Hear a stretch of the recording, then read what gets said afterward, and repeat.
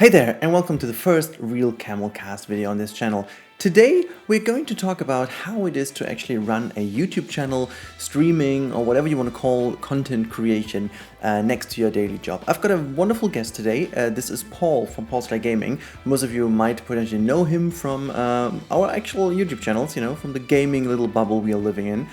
Today's video will be pretty much a very subjective thing.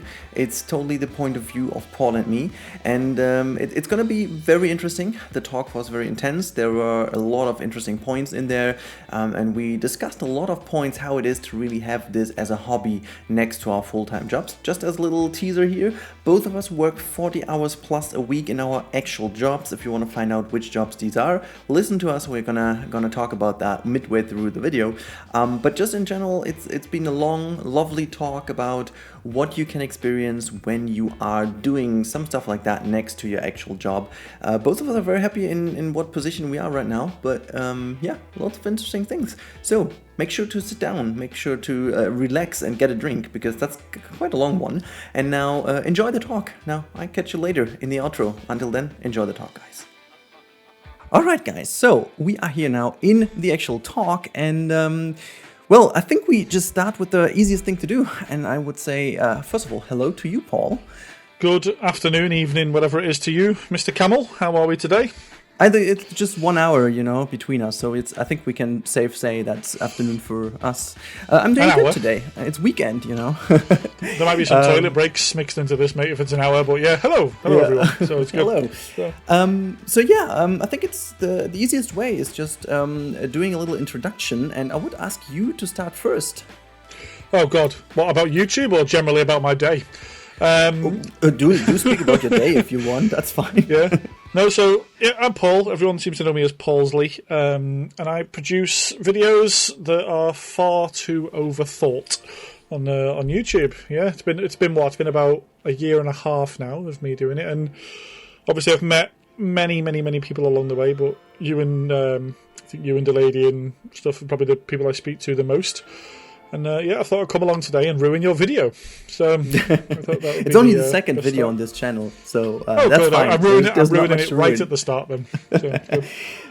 So yeah, just for me, because some people might not know me, and most people know me as Rudi, but in fact my actual name is Pascal, and yeah, I'm doing this whole weird YouTube thing for like 4.5 years already, and I basically slipped into it by occasion. It didn't really, it wasn't really a plan. It just happened, and yeah, I'm also 31 years old now, as of 2 days now. So yeah, getting older with that stuff as well. How does that happen? How do you slip into YouTube? Did you just wake up one day and go, do you know what, today I think I'm going to make a video for the fun of it?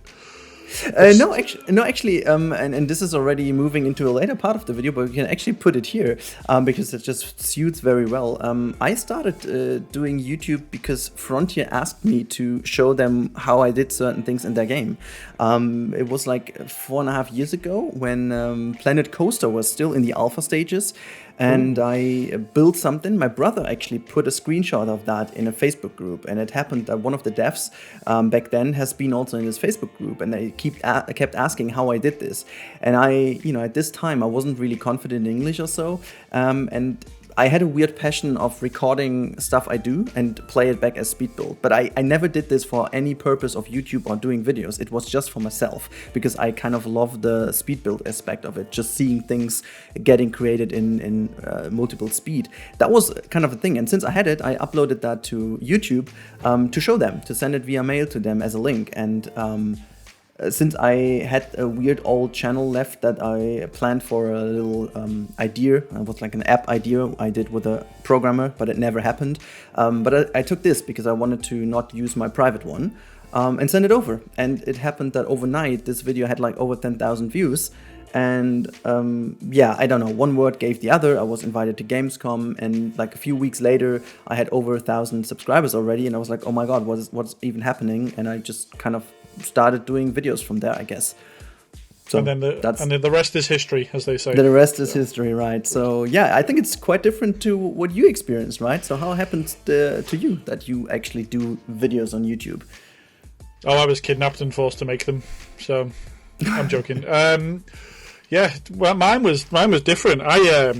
a lot of people who follow my channel will know I have a mental health disorder, so I don't go outside. So it's very tricky to meet and speak to other people when you don't go outside. Unless you, if you shout at them from the window, they tend to run away. So we got to the point of I needed to do something to meet other people with similar interests. So I was actually following several other channels at the time around Planet Coaster launch, because I've always played like roller coaster tycoon games growing up and stuff. So I was following Planco, and then I seen channels start to pop up slowly. I watched yours rise. I watched, the main ones at the time were like you, Geekism, Delady, and Sylv, and that were all like popping up everywhere. So I started to watch it, and then I started to speak to people from the communities, because everyone opened like a Discord server, or you were in the comments, or a live stream. And I thought, you know what, I want some of that.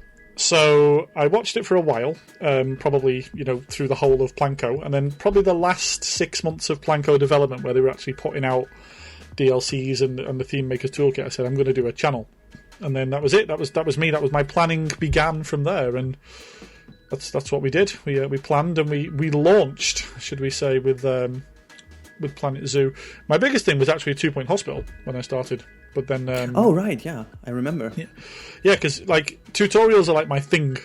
People probably know that. But, oh, don't you say? Yeah, I know people don't know, but I can speak to people quite well, as if like I speak to them as if I'm talking to myself, and I'm thick. I'm as stupid as they come. So if I do it as if I'm talking to myself, trying to explain something to me, everybody should understand, because I'm at the lowest end of the intellectual triangle, should we say. So people seem to take to that. I wouldn't agree with that, but okay. You can go from there. Yeah. Well, it's my triangle, so I decided, but no. Okay. So, yeah, it went well. So I decided to do tutorials. 2 Point Hospital took off. I got speaking to the developers and the community managers from there.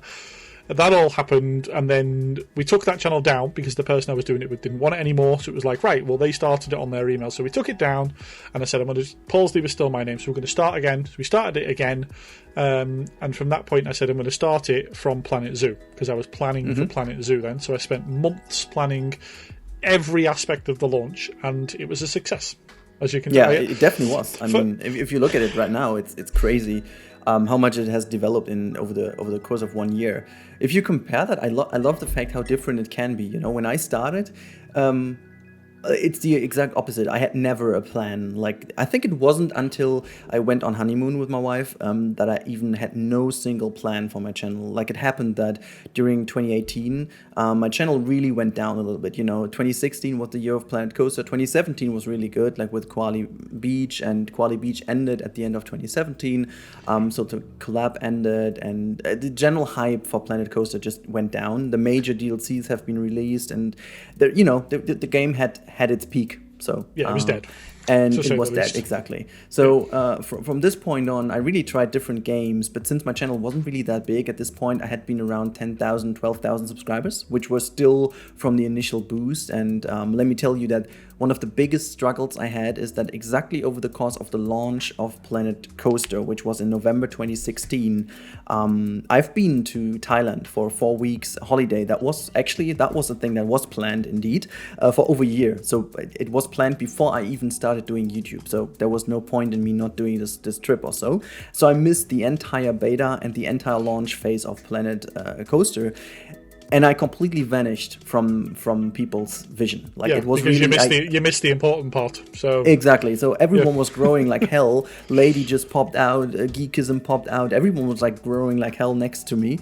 The Sylph was already going through the roof, anyways. And I was sitting there like coming back from a wonderful holiday. By the way, it was amazing. So that was the best. That's the important bit. So yeah. So this was insane.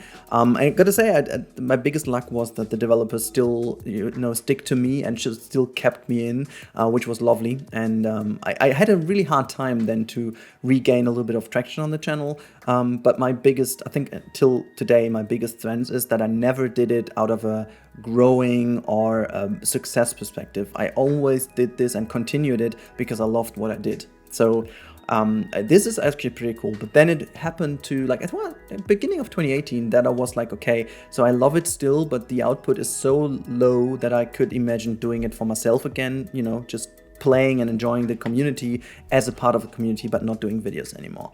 So I was preparing for that. I actually prepared to end my channel when we were going to honeymoon, and just announced that just before we go to honeymoon. But as it is, wedding came closer. I didn't have the time to announce it, and I so left it running. I had some videos prepared, and actually after I wanted to announce that after my honeymoon that I will end the channel. But as it appeared, at the very point when we flew back to Germany, like a 10-hour flight back to Germany, I really realized how much I missed doing videos. Like, I really missed it. And so I was like, you know what, I give it one last shot, and I completely changed my channel. I ended every single series, and I just restarted with one series on the channel. And luckily enough, that worked. And then the year later, Planet Zoo came around the corner. So yeah, I'm just very happy that I am at the point where I am right now.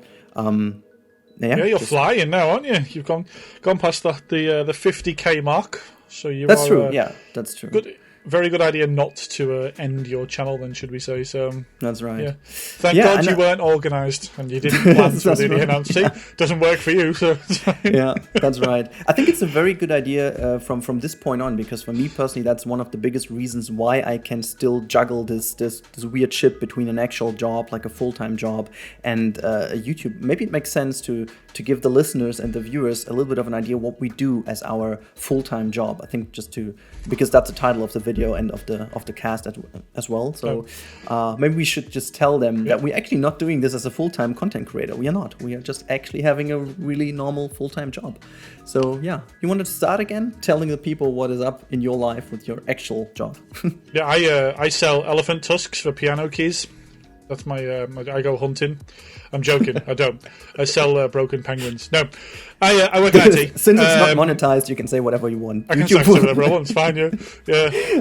I sell broken animals to other broken animals just for the fun of it. No, I work in IT. I can't say. Unfortunately, I can't divulge what I do because people would know exactly where I work within 5 minutes.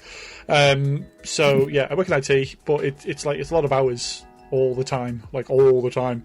So then. The bonus now is, I say it's a bonus, it's a terrible thing that the world has fallen apart. But it's, on the other hand, the amount of people who are now getting the ability to work from home gives them, the extra time. Like, there's no commuting or anything. So, yeah, it's like 40 hours plus normal job, and then you've got to juggle YouTube and family life on top. It's tricky. Yeah, it's actually and actually also important to say you're also a father. That's an extra bit.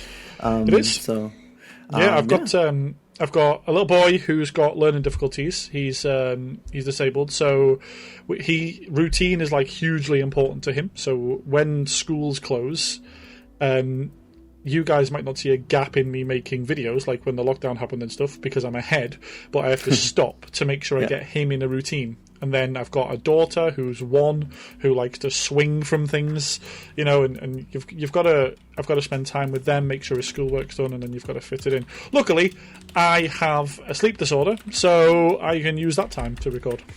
So perfect. This is just very interesting because I tend to forget also thinking about this at some point when I'm in the community, because people act towards us a little bit more as if we were full-time creators. Sometimes it happens that people just have the feeling, hey, you're making so many videos, having so many followers, you must be a full-time YouTuber or full-time streamer. So I really find this important to tell people, hey, you just imagine you have like a 40+ hour normal job, which, as I said, I actually share the same feeling, because in advertising and digital advertising, same happens right now. I think people know it, but I'm working in an advertising agency as a manager for digital business. So basically, I take care of everything that is going on regarding email marketing, websites, whatever is coming on with new shits like TikTok. Advertising is a huge thing at the moment, and especially Germany, which is like 10 years ago behind everything. It's like really starting from scratch. You've just got Facebook. Oh my god, yes. No, we have just discovered that.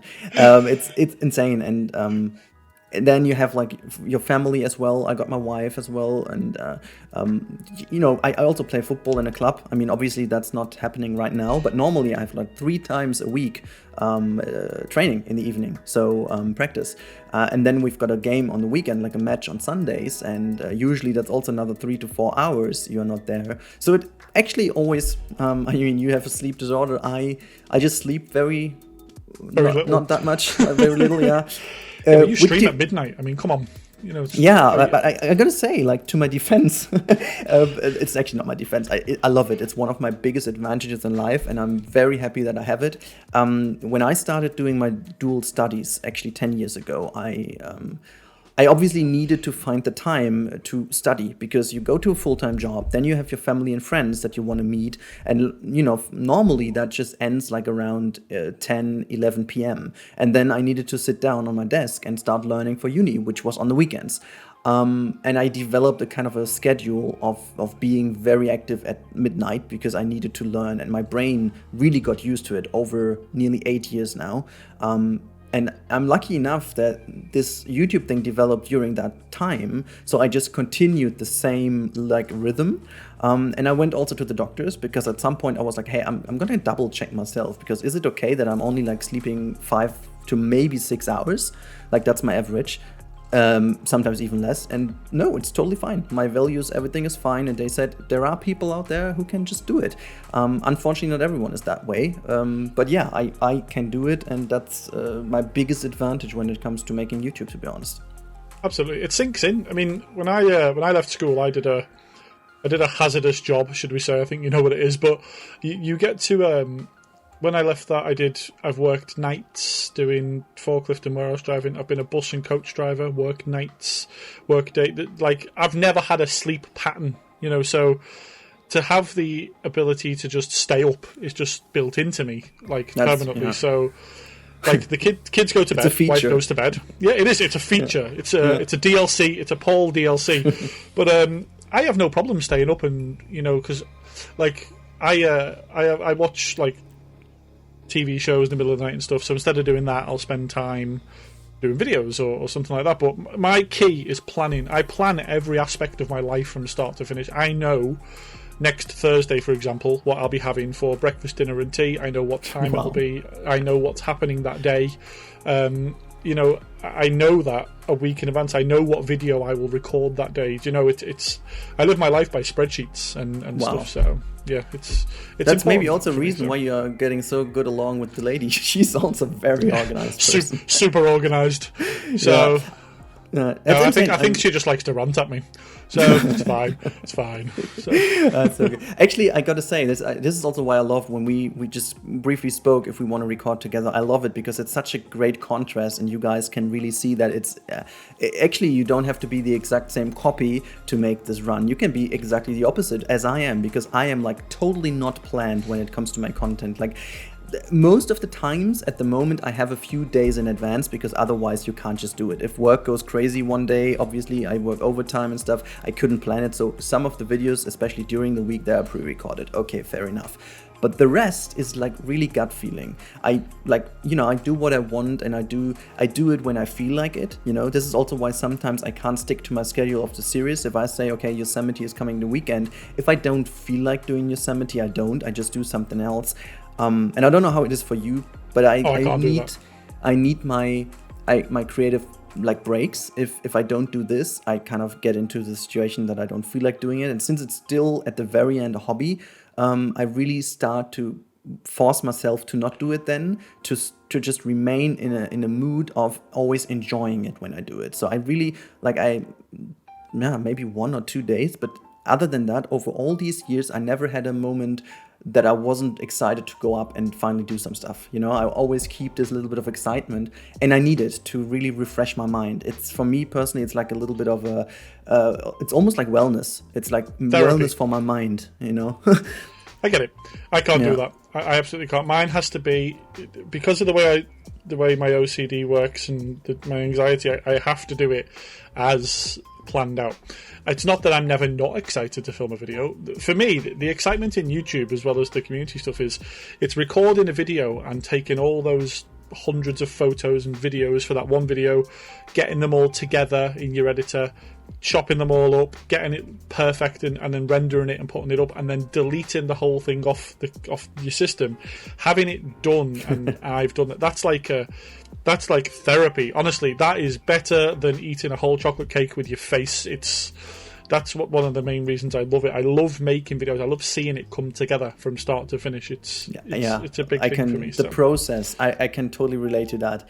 Like the process is really great. Like it's an incredible how much you learn during the time doing that. Like I remember that at the very beginning, I had no idea. My first video was actually done. Don't laugh at me, okay? It was done in a PowerPoint. I'll try not to. You did a video on I didn't even know you could do that. Yeah. So, yeah, didn't even know you could do that. I had no idea how to do it, and so I dragged the Fraps files back then with the free version of Fraps. Jesus Christ. Yeah, I dragged it in, I put the overlays in PowerPoint, I animated the overlays in PowerPoint, and then on Windows at least, there was the option to render the PowerPoint as a video. I think it took like 18 hours or so. It's just nice and fast then. I don't know. On my fucking old system, it was horrendous, but it somehow worked out. And then I moved to Movie Maker, and from Movie Maker I went to I forgot it. Oh, Magic's Movie Maker, which I think is now bought by Sony Vegas, or the other way around. I don't know. It is. It's Vegas own it now. I use that. Yeah, exactly. And then when I got to do with Premiere Pro at work, I also switched to Premiere Pro privately.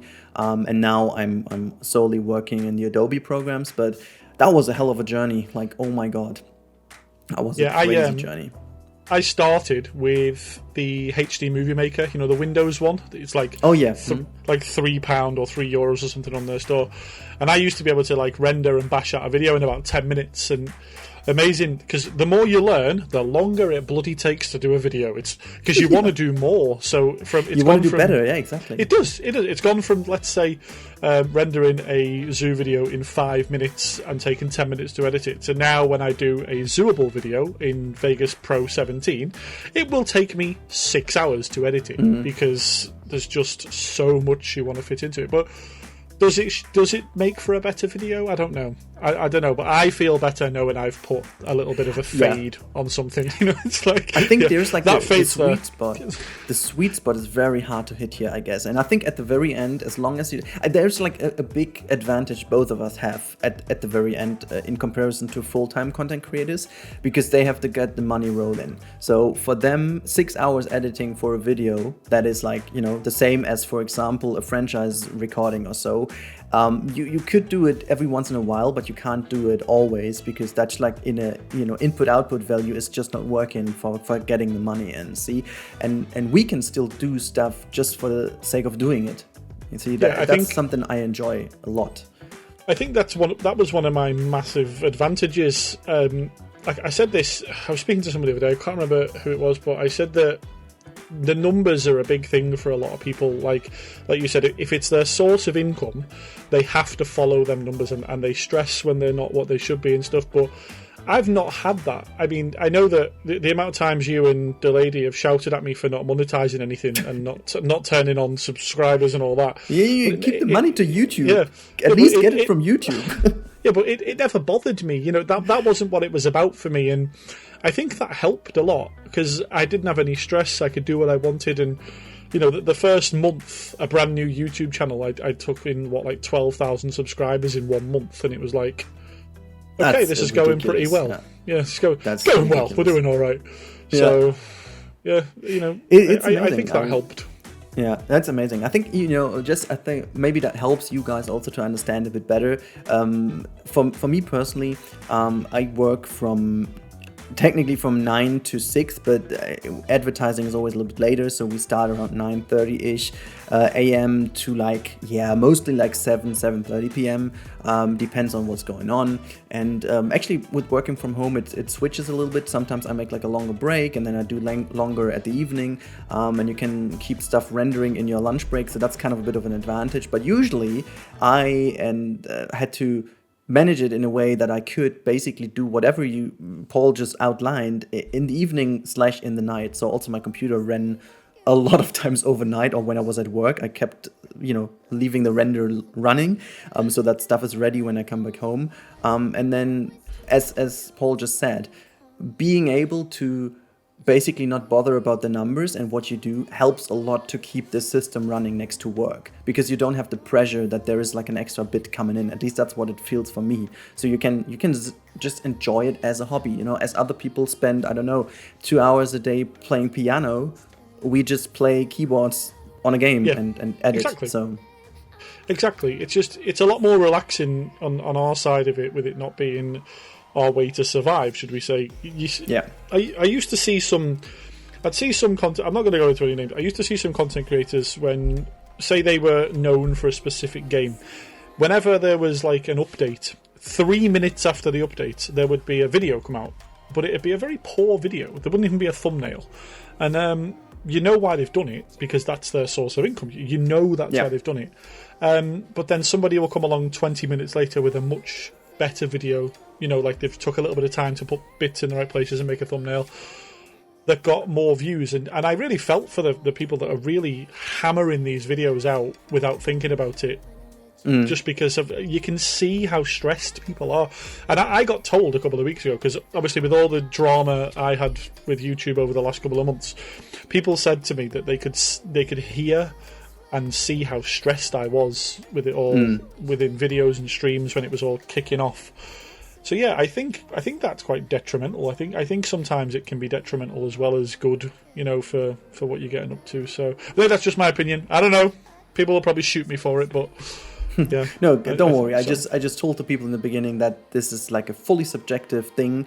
That we are obviously having our 2 points of view here, and many other people may completely see that in a different way. But I fully agree with you. Like Absolutely. At the very end, it's about the content you create, and it's about the stuff that people want to see at the very end. But there's like a personal level in between that you just can't see visually, but you can feel it. And I have the same with other creators. Like for most industries and for most different topics, you always have a certain style of creators. You have this very crazy guy, this type of person who's like always very hyper. Then you have this like I want to call it the pro editor, who's like very much into perfection and everything is perfect, inch perfect. And then you have like the average guy. So you always have these types of person in no matter what industry there is. And every single person, every single one of us tends to go to one of them, just to be there. And so you can really see how important it is to stay true to yourself, because in the long run, I started my own niche. Yeah, exactly. Because in the long run, guy who quits YouTube every 7 minutes niche. So. Don't do that. No, but I mean, at the very end, it is about that, what people think of you and what they know you for, because it's a people's business. People forget to understand that, even though it's a lot about content in the short term. It's very important, but in the long term, it's also about the person. And if you create an environment where you feel good into, an atmosphere that you love, it naturally goes better. And this, I think it really ties into what you just said. They feel if you are stressed, and I mean your situation with YouTube, without going too much into it, where you basically couldn't do anything and felt very helpless. Of course, that's gonna make you feel less happy and just confident about it, because again, it's our hobby, and if your freaking piano doesn't work for whatever reason, you also get mad because you want to play piano again. Yeah, exactly. So, and it is like, for people like us, although you can get things from it and stuff, the fact it's a hobby, you often forget that, I think, because you're always, sometimes you producing videos because you need to stay in, like you say, if you leave YouTube for a couple of weeks and you come back, YouTube will not push your content as much. They just won't. It's just that simple. That's how the algorithm works. So, you constantly, like, you need to put videos out, and yeah, it gets to the point where you do just want to punch your monitor at times. So maybe that's just me. Maybe I've been through a lot of monitors. No, but yeah, I don't know. I forgot what I was talking about anyway a while ago. So it's fine. No, honestly, but you just opened a good point here. I think it's important to tell the people it's not all sunshine. You know, I also had as I said, I was close to quitting the channel, and I think it's important to say that even though it's a hobby and we enjoy it for 99% of the time a lot, and it helps us, it's better with it than it would be without it, to put it that way. But Absolutely. There is this 1% that we all have where you are freaking mad, where things just don't work out. I just had that this week. Like, I changed my computer. I have the new Beast computer, which is amazing, but for whatever reason, it caused me a lot of issues with streaming, and I had a beautiful stream these days. A lot of people were watching, and my stream constantly crashed. Everything was lagging, and I had no idea what it was. At the very end, it turned out that my camera wasn't plugged in correctly and caused a little bit of a driver issue all the time because it was refreshing. And I tried a million things in Streamlabs and I couldn't find that issue, and that really drove me nuts. And of course, this is stressing you a lot. But what I want to say is that despite the fact that there is a little bit of stress, the positive of it just overwhelmingly makes me feel enjoying it all the time. So that this is the sole reason actually why it is pretty, I would call it easy going to keep that running. It's a juggle, but it's a positive juggle for me to do it next to my job. It's worth it. It is totally worth it. I mean, I honestly, mine was mad because when I come off, I didn't realise how many people watched the crap that I put out. I had developers emailing me and everything asking where the hell I'd gone. It's like, who are you? I've never spoken to you before. And then you get an email back and they go, oh yeah, we're about to email you anyway because we want you to look at our new game. And you think, you know what? This is worth it. This is worth the stress of adding job, life, family life and everything, and then adding this on top. It is worth it. So, I mean... It is definitely. But yeah, nope, if I don't plan, then I don't play. It's just that simple. I know every video up till the end of April so far this year. I know, for example, on, let's say, the 26th of March, I'll start a new franchise in Planet Zoo. I know that. I know that video will go out that day. It's like, if I don't know that, I won't play. I just won't do it. Well, that's amazing. I really have the utmost respect for that because I'm just not that kind of person. But I think it's fine, because you always have these different things, and you have to always make it work for you personally. And I love the fact that it works that way for you. It's just insane for me to process, but as long as it's working for you, fine. For me personally, I know exactly what's going on until this Saturday, which is tomorrow. So. Yeah, no, in fact, it's working for me. I'm coming for you, mate. I'm coming for your numbers. So I'm not that far behind. So, oh my god, yeah. And when we meet there, and then we just go both to 100k at the same time, and we do like a 200k party. That's what we do. That'd be cool. So. That's exactly the plan. No, honestly, I think I have a bit more of a always like a long-term strategy. At least I know that which kind of series I want to do in the future and what kind of series I'm gonna end when. This is something I always have in my mind, but it's not like planned out like it's gonna be having this many episodes or whatever. It just develops on me, and then even though I got better at it, at least I have to say I'm freaking proud of myself that for the South American DLC of Planet Zoo, I managed to stick to exactly my plan of 10 episodes, get it done, have an 11th episode of the tour done, and it worked. I was happy. So didn't you find that can better? Work occasionally. It does. There's no can. It does work. When I did didgerizoo, before I even started building, I told people the 14 episodes that they were going to get, and they got one every day, exactly when they said they would. Honestly, I couldn't do this without being organised. My anxiety would absolutely go through the roof. I monitor everything. I have that many spreadsheets because the way I find it, if I don't, my life will stop running. I have spreadsheets for games that are coming out in the next 2 years that I want to play on the channel. I keep records of contacting developers, what they've said, when I should contact them back. I have alerts on my screen for every morning telling me what needs to be done that day, and I can't live without that. So, but on the other hand, I know 2 very successful YouTubers within our niche who do zero planning ever. Ever. They don't do anything. And they are well ahead of me and you. So it's like, that's right. Maybe we're doing it wrong. Who knows? So I don't I think there's no right or wrong in this sense, because you have to make it work for yourself, because you know the way you do it works for you, but I'm like 1000% sure it wouldn't work for me. I just can't. Because then I would not have the creativity I need to do my stuff. And for me also it was a process of learning what... I think here's a point that I really had a long time until I understood really what it is about. So of course at a certain point you see the numbers coming, you see that you're growing, and you're like, hey, that's cool, and I want to do stuff that people want. But really understanding what people want is that the stuff that you enjoy the most. And I tried to do stuff that I thought the people want the most, but I didn't want the most. So I created stuff that didn't work, and I was like, you know, I was not happy about it because it didn't work. People were not happy about it because it didn't work, obviously.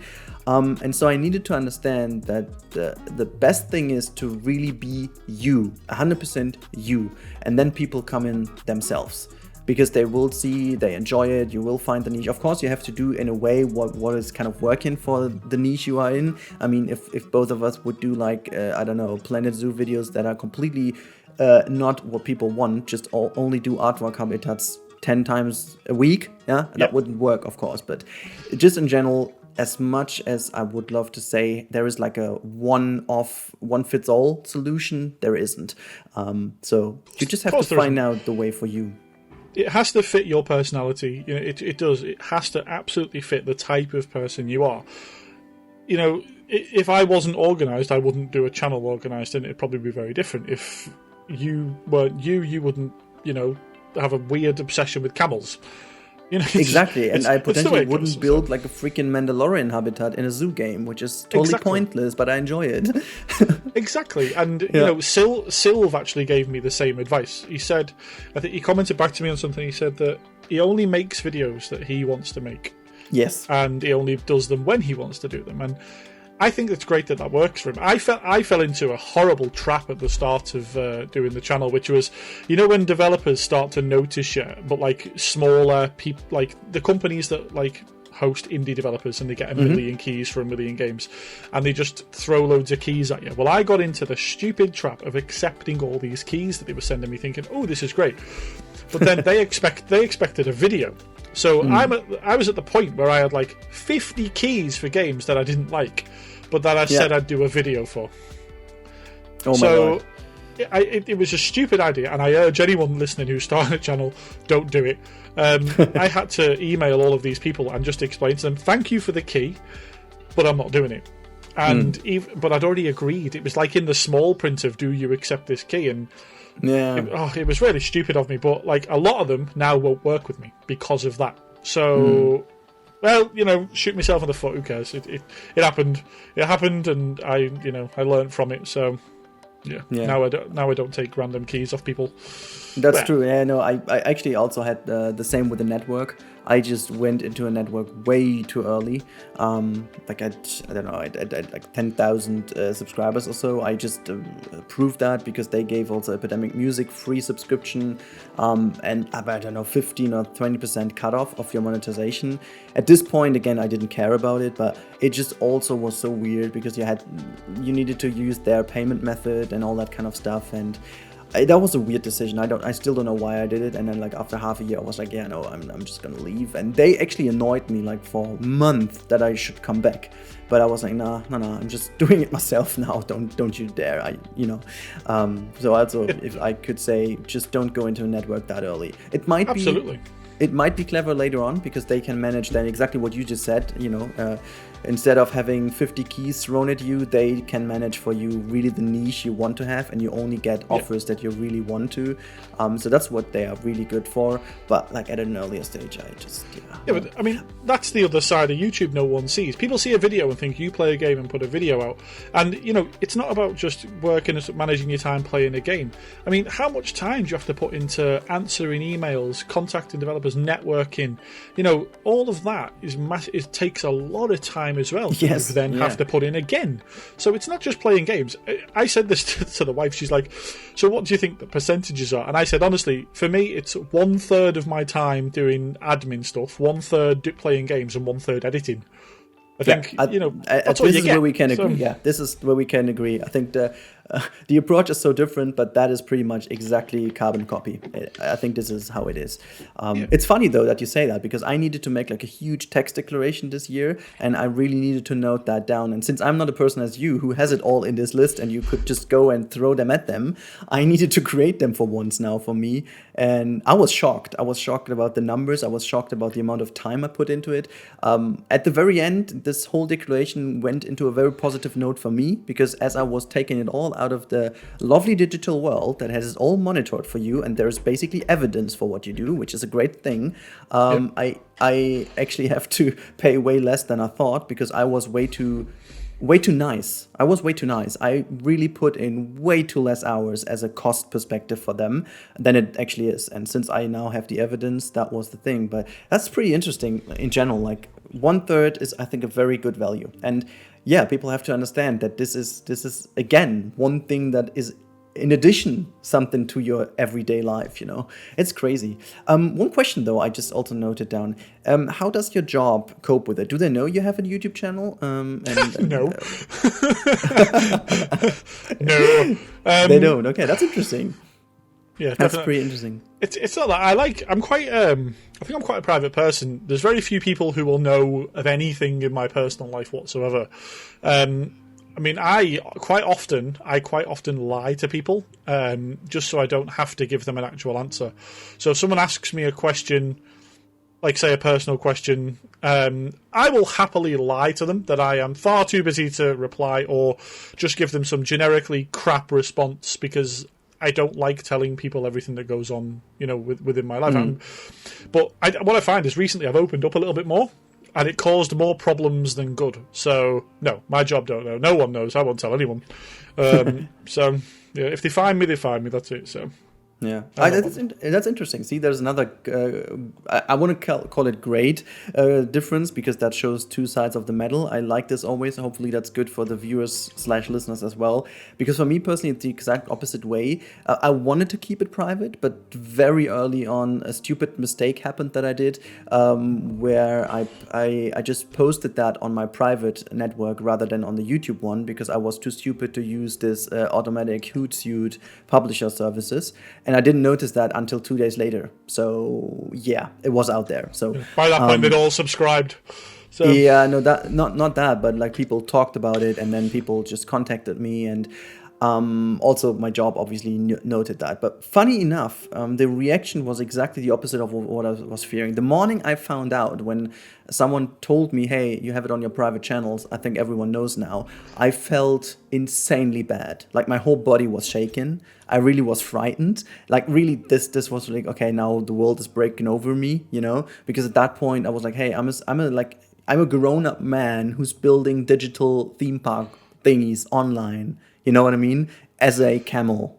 So, mate, I really hate when people do crap like that. I really hate that you felt like that, because I despise people who say things like, because I build Lego and stuff all the time, my wife, and I really amazing, hate. Yeah. I despise people who say to them, like, you're a grown man, you should be doing it. How about fuck off and I'll do whatever I want with my life? If I want to dress as a clown and dance on TikTok, that's what I'll fucking do, and I don't need anyone's permission. So, yeah, that's one of my biggest bugbears is people like, because trying to make someone feel bad. Like, you want to be a camel, mate? You be the best camel there is in the world. Who cares? I am. Do you know what I mean? As long as you're happy, then yeah, you are. Yeah. Done. Yeah, I've completed it, mate. I agree, and also has always been my opinion. But again, the reaction was the exact opposite, and I was so shocked by it in a positive way. Like the reaction was throughoutly very positive, and from this day on, that was really the game changer. I could really emphasize from this day on. I could really emphasize with being a YouTuber or being a streamer, because until this day, I wouldn't tell people, not at all. Like people, what are you doing in your free time? Yeah, I play football. I play that and that, but I never said like I do YouTuber. So nowadays, that's totally normal. I even have it in my CV. I have it in everything. And my work also knows it. They keep watching my videos as well. And we use it, which is interesting. We even have it now at our work, my job description, and if it's suitable for the client, we even mention that as kind of a reinforcement that there is knowledge in the social media world.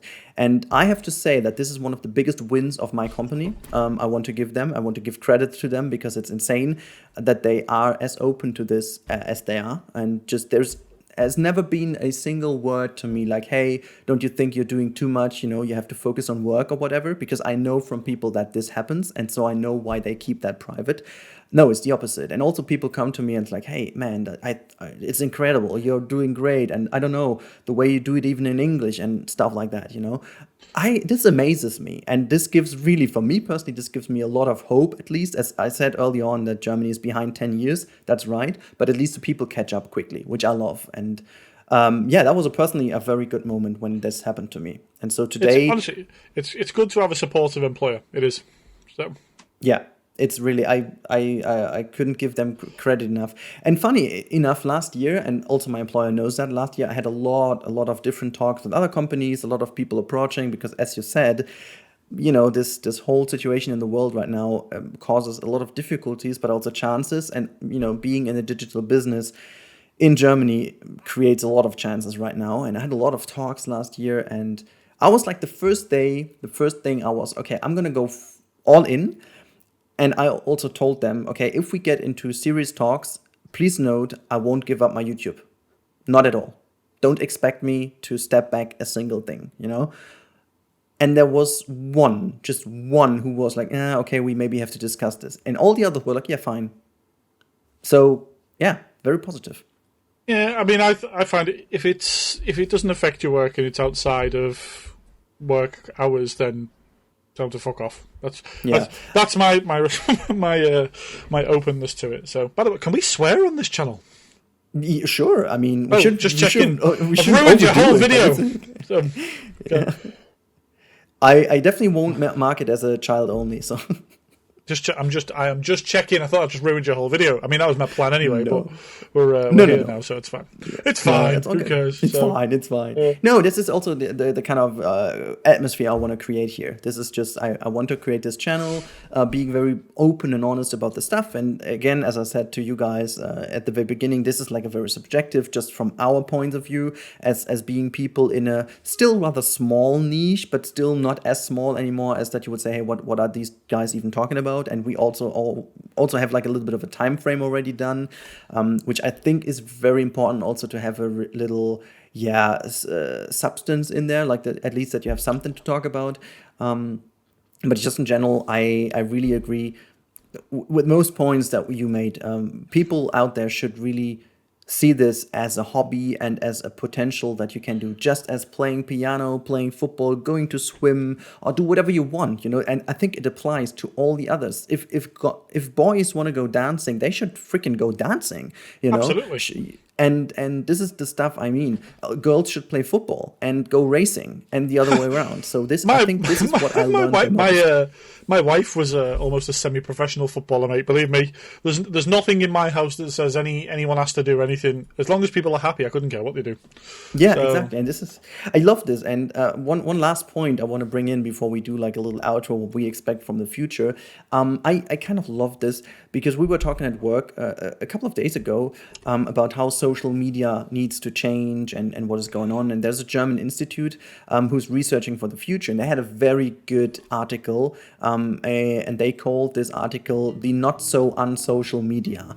And they just kind of research into gaming communities and into communities during the pandemic right now. And what they found out is that social media changes by itself right now to become more social again, because people are like tired of exactly what you said, like, putting people in a drawer or whatever. It's just, you just be there, enjoy your passion, do whatever you want, and then be happy about it. And this is what happens right now. And I'm just so incredibly happy, and I feel so fortunate to be in our little bubble of gaming, because we all don't care about people's whatever culture, background, color. It doesn't matter. It just doesn't matter. I've never even thought a single second about this. Who or how does the person look or whatever, or talk, or I don't care. It's just we share the same passion, That's it. Yeah, but I got myself into trouble with this once because like I said, I don't care whether people are.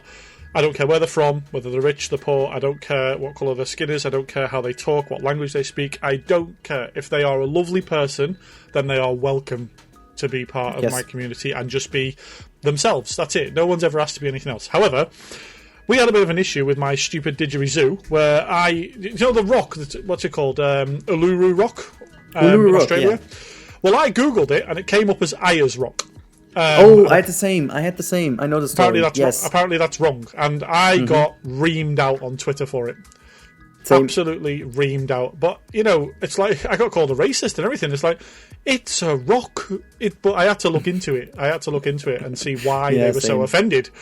But to be honest, it's kind of a learning curve because it made me realise that was really passionate to some people. That rock was absolutely. It means a lot to me. And as bad as this sounds, to me it didn't mean anything. It was a rock in Australia, but to them it meant everything. And I'm sure there's things here that mean a lot to me that mean nothing to them. And it kind of made me appreciate that.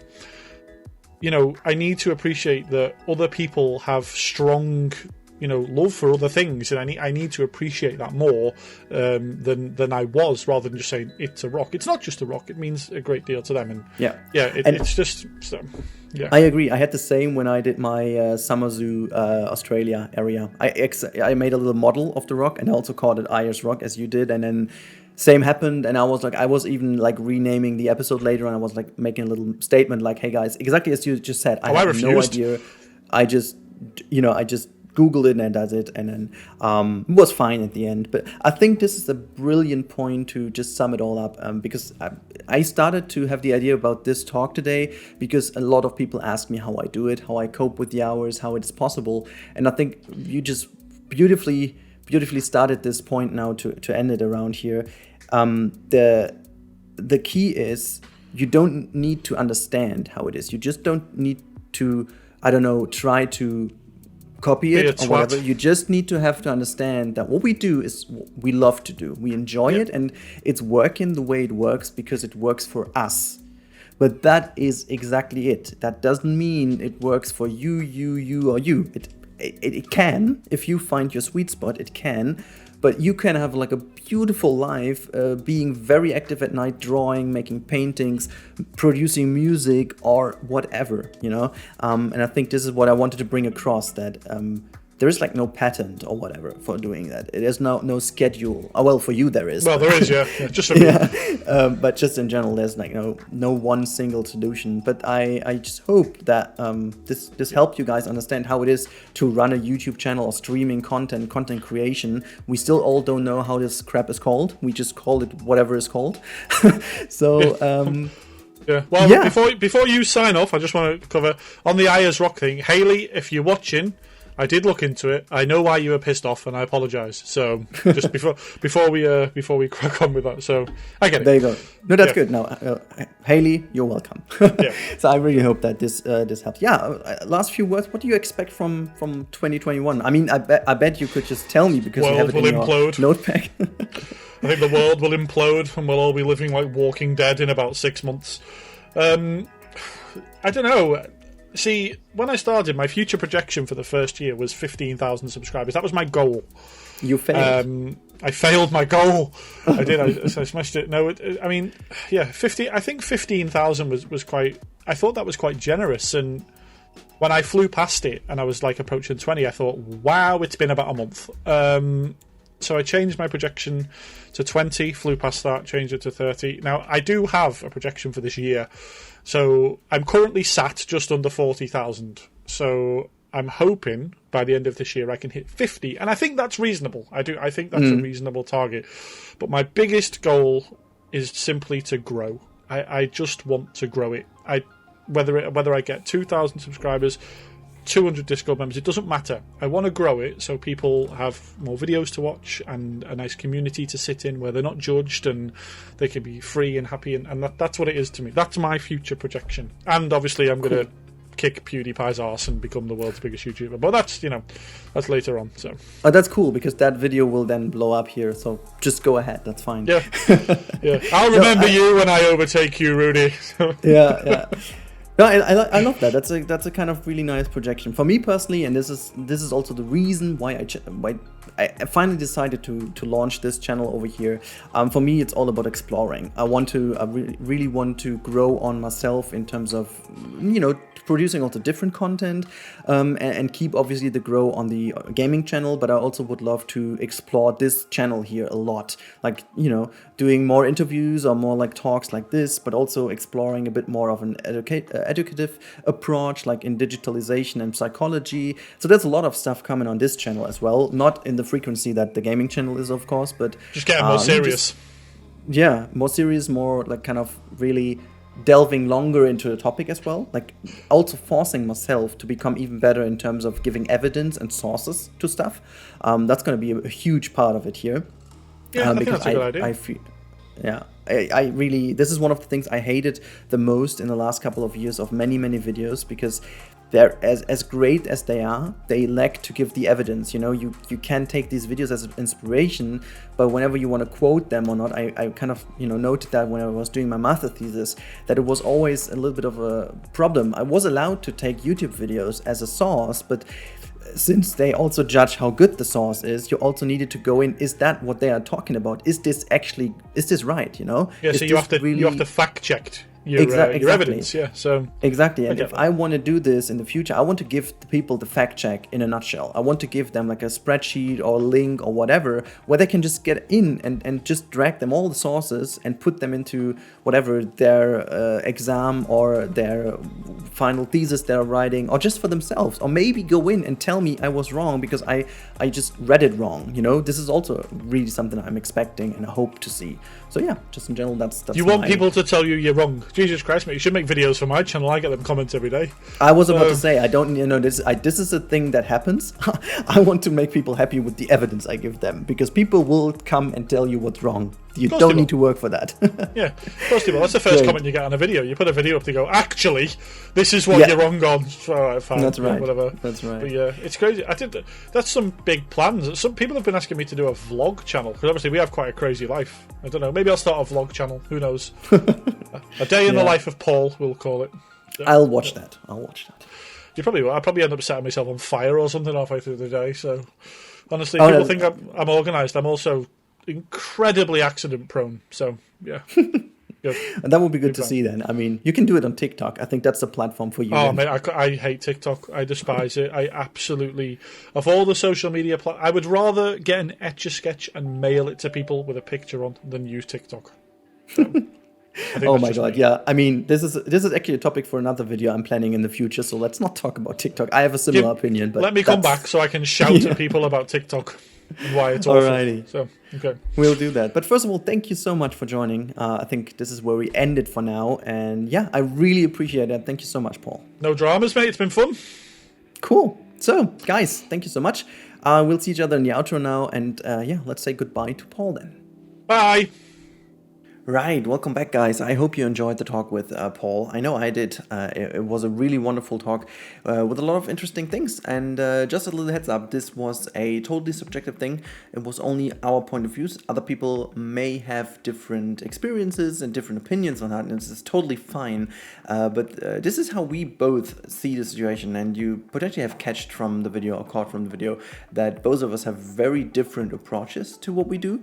And yeah, in the very end, it still holds true that both of us really take a lot out of it for our personal belonging, so to say. It's just a wonderful thing to have, and I actually love doing this video, and I really hope you guys enjoyed it too. In case you did, let me know in the comments down below. Let me know what's your experience. What are you doing next to your actual job, or what is your actual job, and what would you love to do? Like, these kind of things really do interest me, and maybe for a future video we can talk about these different hobbies and stuff. But for now, I'll call it a day. I hope you guys enjoyed. In case you did enjoy and you're interested in more stuff like that, more interviews, more kind of talks, and also, talking about different topics in the future, make sure to subscribe to the channel for more in the future. And yeah, I wish you all a wonderful day. I wish all of you the best of health, and stay safe in these times. I'll catch you in the next one. Until then, stay safe and goodbye.